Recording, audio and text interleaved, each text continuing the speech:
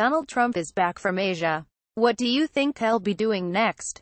A pardoning the Thanksgiving turkey. B. Urging Congress to pass a clean, simple, middle-class-friendly tax bill. C. Pardoning Sean Hannity. The answer is A, obviously. Turkey gets a reprieve on Tuesday. And S. That the president has ordered the execution of all turkeys previously pardoned by Barack Obama are not true. It was a joke on a website. Stop telling people that. But about the tax bill, things are getting a whole lot grislier than they are on the turkey front. Republicans desperately need to pass some kind of tax cuts, just to prove their majority is capable of doing something more exciting than renaming post offices. Voting starts this week, but now they've really mudded up the game.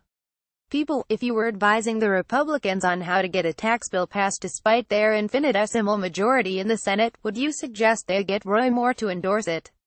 B. Add an assault on Obamacare. C. Get rid of the part where you raise taxes on teachers who buy supplies for their classes. Okay, you're a terrible politician. Republican leaders thought Kerry and decided the best strategy was to attack Obamacare, which worked so well for them last time around.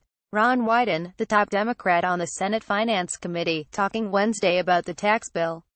Sean through European press photo agency. Perhaps you are wondering about option C. Under the current Republican plan, teachers would still lose their princely maximum $250 tax deduction for purchasing school supplies for their students. However, the bill is not heartless. Tax breaks for golf courses are unscathed. How about ending the unfair, highly unpopular end of mandate in Ocare, reducing taxes even further? Trump tweeted from Asia. The individual mandate is the part that requires everyone to have insurance. Without it, the whole system could fall apart. For a while, almost everybody ignored him. The only Republican senator who was really lobbying for a tax bill assault on Obamacare seemed to be Rand Paul, who is now hobbled by injuries he suffered when a neighbor tackled him while he was mowing the grass. We are still a little mystified by why this happened. Another neighbor told reporters it was a landscaping issue. It does not seem to have been related to health care, and thanky, the senator has really excellent coverage. But here's the question. Why is the Senate choosing to totally complicate its tax cut pitch, poisoning any possibility of bringing along moderate Democrats, by tossing in an all-out assault on the Affordable Care Act?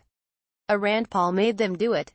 B. Trump told them get rid of Obamacare. The turkey S. C. Republicans wanted more money for multinational corporations. Honest to God, it's C. Just the other day, Senate Majority Leader Mitch McConnell told a gathering of CEOs that cutting the individual mandate out of Obamacare would save the government $330 billion over 10 years. That $330 billion, McConnell said, would allow them to make permanent the corporate tax rate and puff up some of the middle-class tax relief that we would like to puff up. The puffing would not be permanent, by the way. One of the grandest things about the new Senate version of the tax cuts is that stuff for multinational corporations is meant to last forever, while stuff for middle-class taxpayers would fade away after a decade. All these changes happened so swiftly and silently, almost nobody could immediately figure out what was going on. We learned about this latest version at 10:30 last night, said Senator Ron Wyden of Oregon on Wednesday. Wyden is the top Democrat on the Senate Finance Committee. He asked for a summary of what the new, thick, deeply complicated bill would do. They all looked at us and said, "Why, what is making you do this to us?" cried another Democratic senator.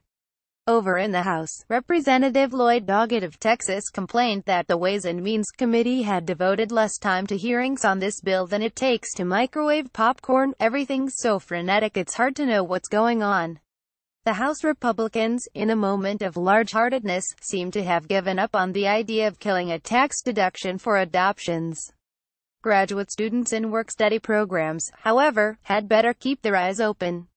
And the chances that the whole package will keep the deficit from exploding are pretty minimal.